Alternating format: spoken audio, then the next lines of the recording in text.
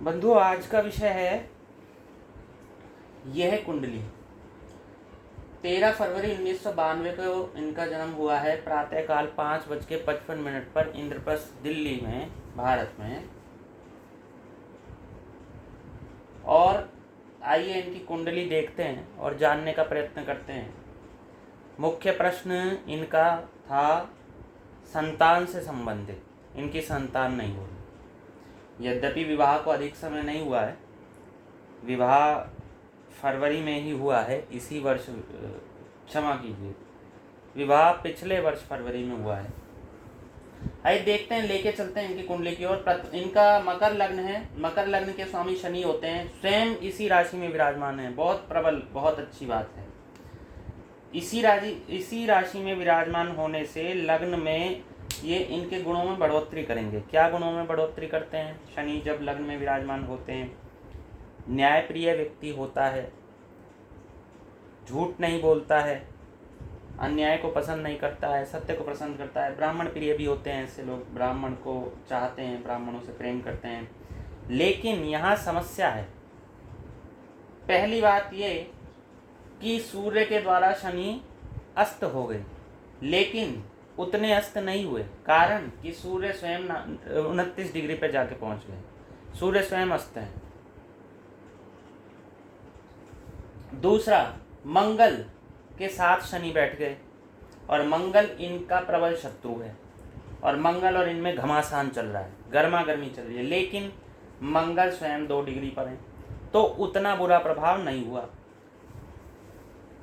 मंगल, सूर्य और शनि यदि एक ही राशि पर होते हैं तो उसका फल है कि व्यक्ति परिवार से हीन होता है, खराब बुद्धि वाला होता है, इस प्रकार का वह व्यक्ति होता है। और विशेष बात लिखिए कि मूर्ख होता है। मानसागरी नामक ग्रंथ में इस बात का उल्लेख किया गया है। लेकिन जैसा लिख गया है वैसा हम आगे यहाँ पर नहीं सिद्धांत निश्चित कर सकते। कारण कि वहाँ तो मात्र 3 ग्रहों के लिए लिखा गया है। फिर उसमें लग्न कौन सी है, वहाँ कौन से ग्रहों की दृष्टि है, ये सब चीज़ें, कितने डिग्री पर हैं ग्रह, ये भी बात महत्वपूर्ण है। अगर मैं उनके सिद्धांतों के अनुसार कहूँ तो मूर्ख तो होगा लेकिन कम होगा। क्यों? क्योंकि सूर्य और शनि, ये तीनों, मकर, शनि और ये सूर्य, मंगल और शनि, ये तीनों बहुत ही गर्म ग्रह हैं। सूर्य बहुत गर्म, मंगल बहुत गर्म, शनि बहुत गर्म। और ऐसा भी नहीं है कि इनमें से कोई जो लग्न है, जैसे मकर लग्न है, तो ऐसा भी नहीं है कि इनसे अलग कोई लग्न हो। मान लो गुरु की लग्न होती, यहाँ पर कोई धनु लग्न होती, तो ये मान लिया जाता कि चलो लग्न थोड़ी अलग है। लेकिन यहाँ लग्न भी शनि की ही है, मकर लग्न है। सब कुछ क्रूर, सब कुछ गरम गरम है, इनके दिमाग बहुत गर्म है, गुस्सैल प्रवृत्ति है। तो गुस्सैल प्रवृत्ति के कारण क्या होता है? सोचने समझने की क्षमता कम हो जाती है, नष्ट ही हो जाती है क्रोध में। तो इसी कारण से जब बहुत अधिक ये हो जाता है तो व्यक्ति मूर्ख हो जाता है, उसे अपने क्रोध के आगे कुछ भी दृष्टिगोचर नहीं होता। वही स्थिति इनकी यहाँ पर है। यद्यपि उतनी प्रबल नहीं है। यदि मंगल यहाँ पर 15 डिग्री के होते, सूर्य यहाँ पर 15 डिग्री के होते, तो शनि का वो गुण भी लुप्त हो जाता। कौन सा गुण? सत्य और न्याय वाला गुण भी शनि का लुप्त हो जाता और ये सारे मूर्खतापूर्ण दोष और आ जाते। लेकिन क्योंकि इनकी डिग्रियां कम है तो शनि का वो गुण जो है पूर्ण रूप से नष्ट नहीं हुआ, इसीलिए अच्छी बात है। लेकिन इन्हें अपने ओर ध्यान देने की आवश्यकता है। इन्हें अपने बुद्धि के दोष को समाप्त करना है, क्योंकि इनकी बुद्धि गुस्से के कारण ये सब कार्य करती है। इन्हें अपना शनि जो है वो मजबूत बनाने की आवश्यकता है। शनि मजबूत बनाने के लिए मैंने पहले भी उपाय बताया। मंगलवार को, शनिवार को हनुमान चालीसा आदि का पाठ करें, शनि मंदिर में दीपक जलाएं, शनि महाराज की स्तुति करें और शनि महाराज से संबंधित कथा को सुनने से शनि महाराज प्रसन्न होते हैं। सत्य बोलने से, न्याय करने से, ब्राह्मणों का सम्मान करने से भी शनि महाराज प्रसन्न होते हैं। अगला देखिए, इनके परिवार भाव का स्वामी जा करके स्वयं शनि है, विराजमान हो गए अपने ही भाव में। अपने ही भाव में विराजमान होने से प्रबल हो गए। लेकिन पिछले भाव में अपने से 12वें भाव में 1 2 3 4 5 6 7 8 9 10 11 12 अपने से 12वां भाव होता है व्यय, तो संपत्ति का व्यय, संपत्ति की हानि भी हो गई। लेकिन क्योंकि अपने भाव में गए हैं तो बढ़ोतरी हो गई। मंगल के साथ है हानि हो गई, सूर्य के साथ है हानि हो गई, लेकिन सूर्य और मंगल कम कम डिग्री पे है तो वो हानि नहीं हुई। तो इसलिए, और बुध यहाँ पर शुभ ग्रह है तो वहां भी लाभ हो गया, लेकिन 0 डिग्री पर है तो उतना लाभ नहीं हुआ। इसलिए संपत्ति के विषय में प्रथम दृष्टया तो ऐसा लगता है कि संपत्ति मिलेगी ही नहीं, लेकिन क्योंकि डिग्री इनकी कम कम है इसी कारण, और शनि अपनी ही राशि में अपनी राशि की हानि तो नहीं करते लेकिन पिछले भाव में उससे हानि करते हैं, तो संपत्ति की हानि इनको हुई है, लेकिन संपत्ति इन्हें मिलेगी। शुभ ग्रह भी हैं, ये भी हैं, यद्यपि हमें पता है कि इन्हें संपत्ति मिल गई है, इसीलिए क्योंकि शनि अपनी ही राशि में है, वहां पर बुध है, कुछ न कुछ समस्या अवश्य इन्हें संपत्ति के मामले में हुई होगी। अगला, पराक्रम भाव का स्वामी, छोटे बड़े भाई बहनों के भाव का स्वामी जाकर के गुरु दुख स्थान में पहुंच गया है, तो भाई बहनों से नहीं बनती। भाई बहनों के मध्य अच्छे मतलब दूरी रहती है एक प्रकार से। भाई का स्वामी, पराक्रम का स्वामी जाके गुरु बैठ गया है दुख स्थान में जाके, तो पराक्रम का स्वामी दुख स्थान में बैठ जाने से जो भी कार्य करेंगे, जो भी पराक्रम करेंगे, उसमें दुख ही नहीं मिलेगा, दुख ही दुख लगेगा कुछ भी कार्य करने में। और ऐसा संभवतः इनके साथ हुआ भी कि नौकरी में मन ना लगा हो, नौकरी छोड़ दी हो, गुस्से के कारण छोड़ दी हो अथवा किसी कारण। क्योंकि पराक्रम से इन्हें दुख का सामना करना पड़ा। इनके पराक्रम जो है उससे इन्हें दुख, कुछ भी काम करेंगे तो इनका मन नहीं लगेगा वहां पर। बुद्धि भी, और क्योंकि गर्म है इनकी, तो कोई तनिक भी बॉस कुछ कह दे तो इन्हें अच्छा नहीं लगता होगा। ठीक है, अगले, माता के भाव का स्वामी जाकर के विराजमान हो गए लग्न में, शत्रु राशि में जाकर के विराजमान हो गए,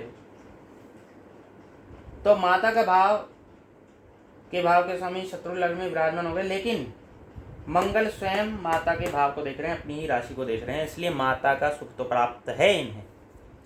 यह भी माता के प्रति आदर का भाव रखते हैं, लेकिन इनकी माता को इनके प्रति जब इनके पास रहती हैं तो इन्हें थोड़ा अनुभव होता है शत्रुओं के मध्य में रहने का, कारण कि इनकी माता के भाव का स्वामी शत्रु भाव में विराजमान हो गया है, और माता स्वयं भी कहीं ना कहीं शत्रुओं से गहरा अनुभव करती हैं जहाँ कहीं भी हैं, ऐसा भी भाव हो सकता है। दोनों ही बातें हैं। अगला, इनके पंचम भाव का स्वामी शुक्र जाकर के विराजमान हो गया व्यय भाव में। पंचम भाव होता है बुद्धि का, संतान का, विद्या का। विद्या संतान की हानि हो गई, शत्रु भाव में चला गया। राहु होने से और हानि हो गई, लेकिन क्योंकि 29 डिग्री पर शुक्र है तो थोड़ी हानि कम हो गई।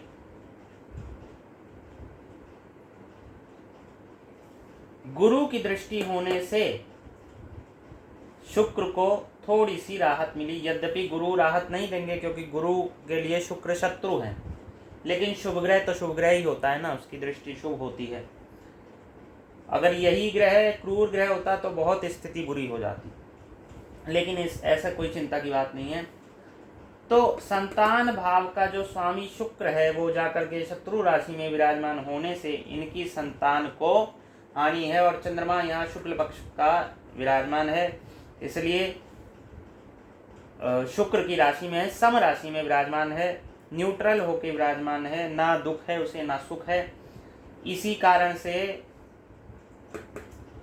शुक्र के कारण से वो शत्रु के साथ हैं और राहु के साथ है। यदि राहु मित्र हैं, लेकिन राहु का अपना एक स्वभाव है, गुस्सैल प्रवृत्ति है, गर्म स्वभाव है, तो कहीं ना कहीं वो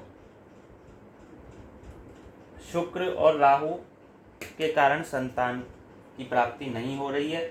लेकिन क्योंकि गुरु की शुभ दृष्टि है, साथ ही साथ यहाँ चंद्रमा भी शुभ विद्यमान है, इसलिए ऐसा प्रतीत होता है कि प्रथम संतान स्त्री होगी और स्त्री से भाग्य खुलेंगे। यद्यपि इसके लिए इनकी पत्नी की कुंडली भी देखना अनिवार्य है। इस कुंडली से जो लगता है शुक्र के कारण इनके संतान में बाधा आ रही है। शुक्र क्योंकि मजबूत नहीं है, इसलिए इनकी संतान नहीं हो रही है। इन्हें शुक्र का उपाय करना होगा। शुक्र का उपाय हमने संभवतः पहले भी आपको बताया है। इत्र लगा के रखिए। अपने को जितना अच्छा बना के रखेंगे, साफ सुथरा बना के रखेंगे, उतना ही आपका शुक्र प्रबल होगा। ब्राह्मणों का सम्मान कीजिए। साथ ही साथ शुक्र के लिए श्वेत वस्त्र धारण कीजिए। जितने श्वेत वस्त्र धारण करेंगे, शुक्र के से मिलने वाले कारक तत्व आपके अंदर आके विराजमान होंगे और शुक्र भी आपका मजबूत बनेगा। शुक्र को मजबूत करने के लिए शंकर भगवान की आराधना भी की जा सकती है। शुक्र को जब भगवान शंकर ने अपने लिंग के रास्ते से बाहर निकाला था, उस कथा का भी आप अध्ययन कर सकते हैं अथवा उसका श्रवण कर सकते हैं, यदि अध्ययन के अधिकारी पतित होने के कारण न हो तो आपके संतान दोष का निवारण होगा। तथापि इसके लिए इनकी पत्नी की कुंडली भी देखना अनिवार्य है। अगला देखिए, दुख भाव का स्वामी बुध जाकर के न्यूट्रल होके धन भाव में विराजमान हो गया है। शत्रुओं की, रोग की धन पर नजर है। रोग, ऋण, रिपुओं से पारिवारिक संपत्ति को हानि हो सकती है। ये विशेष ध्यान करने योग्य बात है। शत्रुओं, राहु केतु की धुरी के मध्य शत्रुओं को हानि होगी, लेकिन साथ ही साथ शुक्र की शुभ दृष्टि भी शत्रुओं पर विद्यमान है, शत्रु ग्रह पर विद्यमान है। तो शत्रुओं से बचकर चलें। लेकिन ऐसा नहीं है कि शत्रुओं से लोहा लेने का आपके पास बल नहीं है। राहु आपको पूर्ण बल प्रदान करता है। अगला देखिए, सप्तम भाव, इनके विवाह के भाव का स्वामी चंद्रमा जाकर के न्यूट्रल होकर के वृषभ राशि में जाकर के विराजमान हो गए हैं। तो इस कारण से कोई ऐसी विशेष समस्या इनके गृहस्थ जीवन में नहीं है। लेकिन क्योंकि सूर्य, मंगल, शनि तीनों गर्म ग्रह, तीनों की दृष्टि सप्तम भाव पर पड़ रही है, बहुत ही घातक। ऐसा प्रतीत होता है कि प्रतिदिन जैसे इनका कलेश में व्यतीत हो रहा हो। इसके लिए क्या उपाय कर सकते हैं? क्योंकि शनि मुख्य इनके लग्न भाव का स्वामी है, तो शनि को सुधारेंगे तो सब ग्रह सुधर जाएंगे। कारण कि शनि मजबूत हो जाएंगे तो मंगल उन्हें प्रभावित उतना नहीं कर पाएंगे। एक और बात कि शनि को जब आप साधेंगे तो मंगल की भी साधना हो जाती है हनुमान चालीसा आदि के पाठ में।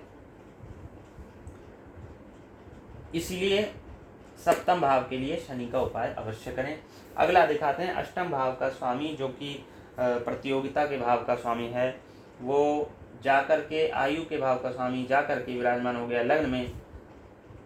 अब जो ये पहले से दुखी थे, गर्म बुद्धि के थे, लेकिन दुख स्थान का स्वामी सूर्य जाकर के इनके लग्न में विराजमान हो जाने से इनके लग्न को इनका लग्न दुख से व्याप्त हो गया। तो इनके लग्न को दुख होगा, मतलब इनको स्वयं को दुख का अनुभव होगा, क्योंकि सूर्य यहाँ पर दुख स्थान के स्वामी और वहाँ विराजमान हो गए हैं। शनि यहाँ पर होने से एक और शनि का गुण है, लग्न में होने से शनि आयु में वृद्धि करते हैं। मंगल होने से आयु में कमी आई, सूर्य होने से थोड़ी और कमी आई। तो आयु जो है इनकी जो 90 होनी चाहिए थी वो लगभग 70-80 हो गई। यहाँ पर कंपटीशन के भाव पर, प्रतियोगिता के भाव पर और आयु के भाव पर गुरु, शुभ राशि का गुरु विद्यमान है वक्री होकर के, इसीलिए पुनः आयु में वृद्धि हो गई। जो 90 से 70 हुई थी वो पुनः 80 हो गई। साथ ही साथ अगर ये किसी प्रतियोगिता में भाग लेते हैं तो संभावना है सफल होने की। ऐसा नहीं है कि सफल होने की संभावना ही नहीं है, परिश्रम करेंगे तो अवश्य सफलता प्राप्त हो सकती है। अगला भाव देखिए, पिता के भाव का स्वामी अथवा धर्म के भाव का स्वामी बुध जाकर के न्यूट्रल होकर के धन में विराजमान हो गया। तो धर्म के प्रति न्यूट्रल भाव है, कुछ पता ही नहीं है क्या अच्छा क्या बुरा, इसमें सोचना भी नहीं है क्योंकि करना भी नहीं है, ना बुरा सोचना है ना अच्छा सोचना है, जैसा जीवन चल रहा है चलने दो। इस प्रकार का इनका भाव रहता है धर्म के प्रति, पिता के प्रति, सबके प्रति नहीं, पिता और धर्म के प्रति। दशम भाव इनके आजीविका नौकरी के भाव का स्वामी जाकर के तुला राशि का स्वामी शुक्र जाकर के व्यय भाव में विराजमान हो गया है, अर्थात नौकरी की हानि हुई। और शत्रु भाव में विराजमान हो जाने से परिश्रम करते हैं लेकिन अपने को शत्रुओं से घिरा पाते हैं, जहाँ कहीं भी नौकरी के लिए परिश्रम करते हैं। शुक्र का उपाय कीजिए, आपको स्वयं को अच्छा लगेगा, स्वयं को ऐसा लगेगा शत्रुओं से घिरा कम पाएंगे और स्वयं में प्रबल अनुभव करेंगे। वो जो भाव है कहीं जाकर के शत्रुओं से घिरे पाने का, वो कम हो जाएगा आप में।